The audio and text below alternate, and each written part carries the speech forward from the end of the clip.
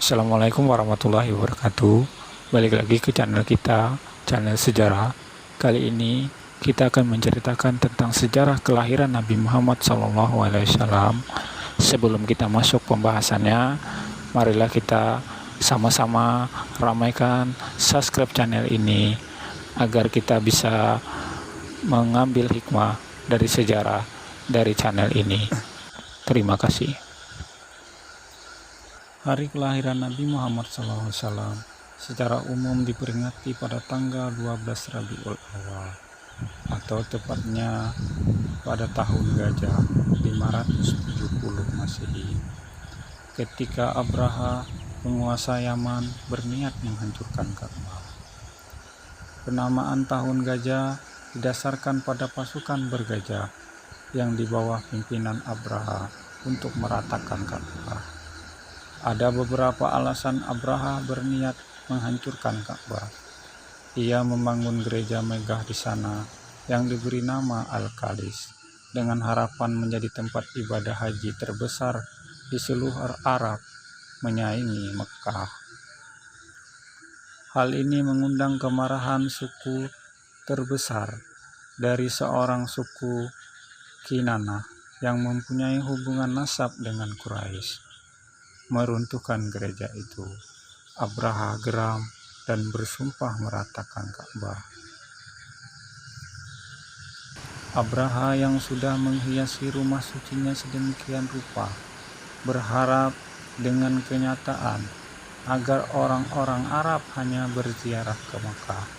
Mereka menganggap ziarah tidak akan sah jika tidak ke Ka'bah. Abraha kemudian mengambil keputusan menyerang Mekah. Dia sendiri tampil paling depan di atas seekor gajah besar. Suku-suku Quraisy yang dipimpin oleh Abdul Muthalib tidak melakukan perlawanan. Mereka bukan lawan seimbang untuk bala tentara Abraha. Di sisi lain, Abraha melalui utusannya menekankan dirinya tidak ingin berperang, hanya ingin menghancurkan Ka'bah. Selama tidak ada bentrok, maka tidak ada pertumpuhan darah. Abdul Muthalib diriwayatkan bertemu dengan Abraha di perkemahan sang penguasa Yaman. Namun Abdul Muthalib justru hanya meminta 200 ekor unta yang dirampas pasukan Abraha dalam perjalanan menuju Mekah. Ini membuat Abraha sangat kecewa karena ia menganggap bahwa Abdul Muthalib tidak berniat sama sekali untuk melindungi Ka'bah. Dan Abdul Muthalib hanya berkata, "Aku pemilik unta-unta itu, sementara Ka'bah ada pemiliknya yang akan melindunginya." Abdul Muthalib juga menasihati orang-orang Mekah untuk pergi ke lereng-lereng bukit menghindari pasukan Abraha, sambil mencari tempat untuk menyaksikan apa yang terjadi di kota ketika Abraha ingin menghancurkan Ka'bah. Lalu di tengah Mekah yang sangat sunyi, penghancuran Ka'bah tampak akan berjalan begitu mudah, tetapi Abraha gagal total. Gajah-gajah yang ada di barisan depan diarahkan pemandunya, Unai, menuju Ka'bah. Namun ada pemandu lain yang bernama Nofail, tawanan, penunjuk jalan yang mempelajari aba-aba yang dipahami gajah itu. Ketika Unai memberi komando agar sang gajah bangun, Nofail melakukan hal yang sebaliknya, meminta gajah untuk berlutut. Pasukan Abraha yang melakukan secara agar gajah itu bangun, termasuk dengan memukul kepalanya dengan besi, namun sang gajah tidak mau bangun. Dan Abraha dan pasukannya tak mungkin bergerak jauh lagi. Peristiwa penghancuran pasukan Abraha ini menghancurkan Ka'bah direkam oleh Allah Subhanahu wa Ta'ala dalam Al-Quran pada surah Anfil ayat 105 yang artinya, tidakkah engkau Nabi Muhammad SAW perhatikan bagaimana Tuhanmu telah bertindak terhadap pasukan bergajah?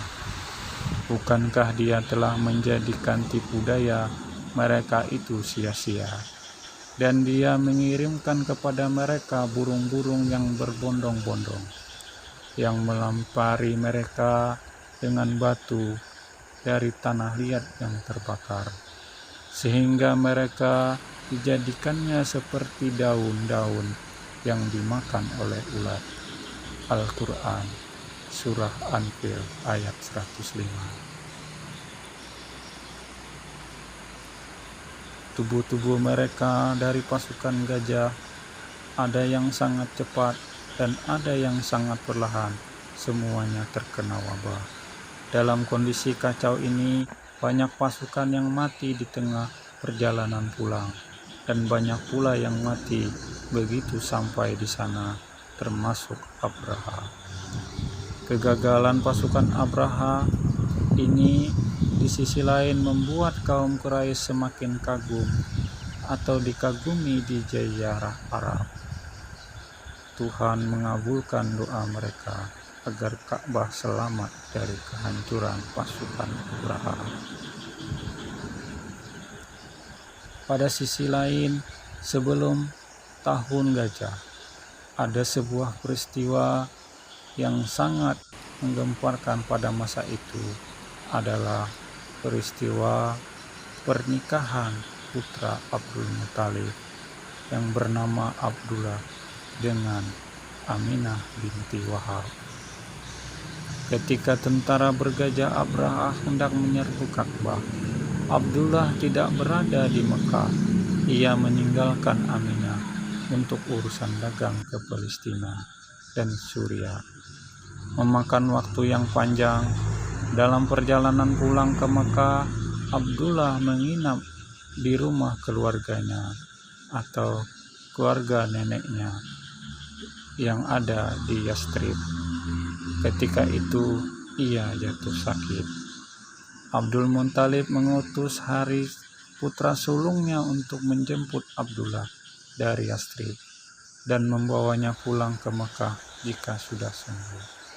Namun ketika sampai di Yastrib, Haris hanya menerima kabar pahit, Abdullah sudah meninggal dan sudah dikuburkan pula di sana. Duka mendalam dirasakan oleh Aminah. Dalam waktu pernikahan yang sangat singkat, ia kehilangan sang suami.